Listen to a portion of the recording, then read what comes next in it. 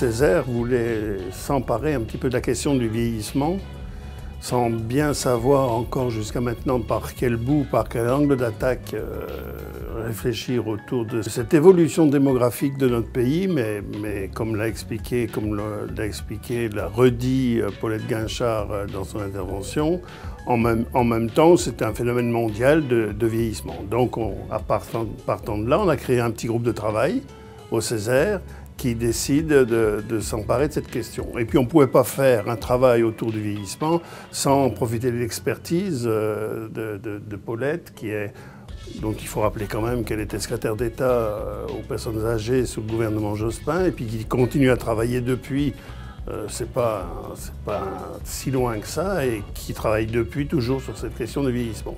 Donc c'était à la fois pour lancer un petit peu notre travail et en même temps pour nous aider justement à trouver l'angle d'attaque qui nous permettra d'être à peu près efficace ou bien d'apporter ce qu'on appelle au Césaire la plus-value par rapport à tout ce qui a pu se faire comme réflexion autour du vieillissement. Je pense que la vraie problématique qu'on a en France, c'est l'idée fausse. Pierre Besançon en a parlé. On croit qu'en vieillissant, on va devenir absolument dépendant. Alors c'est complètement faux. Hein. Il faut redonner une image positive de la vieillesse et de la grande vieillesse. Et je pense que ça, c'est vraiment un enjeu que j'avais envie de faire passer.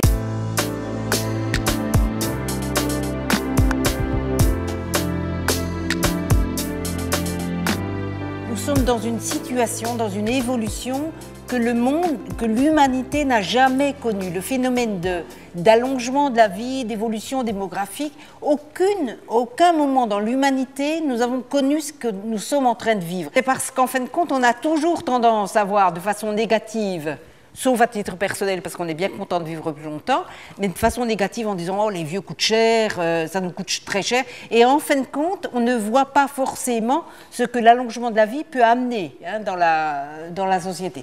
Nous avons la responsabilité de voir que cette évolution de société, c'est sûrement l'évolution la plus importante qui bouscule l'ensemble de nos façons de voir. Arrêtons de dire que dans le temps, les familles s'occupaient des vieux. Il n'y en avait pour ainsi dire pas de vieux, de vieux en tout cas très très vieux. Et puis l'autre chose, j'avais envie de faire passer l'idée de la fragilité de la vie, qu'on sentait encore de façon plus importante dans la vieillesse, et que c'était quelque chose qui était inhérent à l'être humain, la fragilité, et qu'en fin de compte c'était peut-être une force de la reconnaître, la fragilité. La question la plus importante de nos sociétés actuelles, c'est de lutter contre l'idée de l'homme capable de faire tout, il est capable de faire tout, mais il a aussi ses fragilités. Et du coup, la vieillesse, c'est ce temps qu'on découvre à titre individuel de fragilité, mais c'est de découvrir, en fin de compte, qu'une société, on doit l'organiser avec toutes ses fragilités. C'est un travail immense.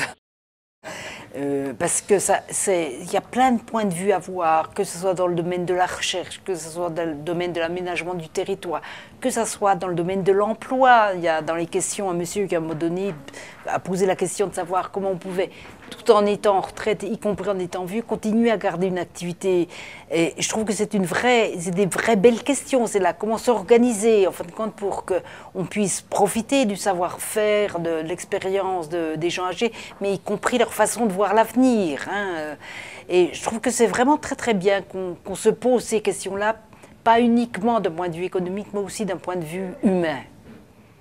Quand on est dans un monde où tout est organisé autour du travail, c'est-à-dire qu'on produit, qu'on sert à quelque chose, et du coup le temps de l'arrivée en retraite, comme le temps du grand vieillissement, est quelque chose qui nous touche énormément. Pour moi, la piste la plus importante, c'est qu'il y ait parole, discussion, recherche, compréhension de ce temps, ce que ça change, ce phénomène d'allongement de la vie dans l'ensemble des domaines. Je pense qu'il n'y a aucun domaine qui est...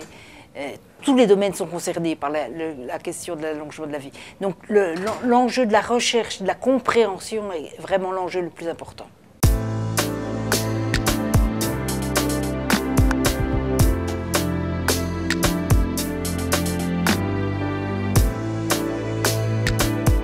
La vieillesse, elle sert à dire qu'en fin de compte, la vie, elle ne s'arrête pas. Elle s'arrête à titre individuel, mais elle ne s'arrête pas collectivement. Le travail fondamental que nous avons à faire dans nos sociétés, ce n'est pas qu'une question de répartition des richesses, même si je pense que c'est une façon de voir l'homme.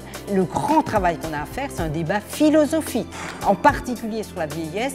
N'ayez pas peur de faire en sorte qu'on ouvre, de dire qu'il faut qu'on ouvre le champ de la réflexion sur la vieillesse. C'est tout à fait ce qu'on attendait dans une assemblée consultative comme le Césaire. Cette approche philosophique un petit peu du sens qu'on pourrait donner à la vieillesse, qui n'est pas du tout ce qu'on avait l'habitude d'entendre, notamment lié. On a une société qui lie encore trop facilement la vieillesse à la dépendance et qui a bien d'autres valeurs à trouver dans le vieillissement. Et en ça, Paulette Guinchard va nous aider fortement à avancer.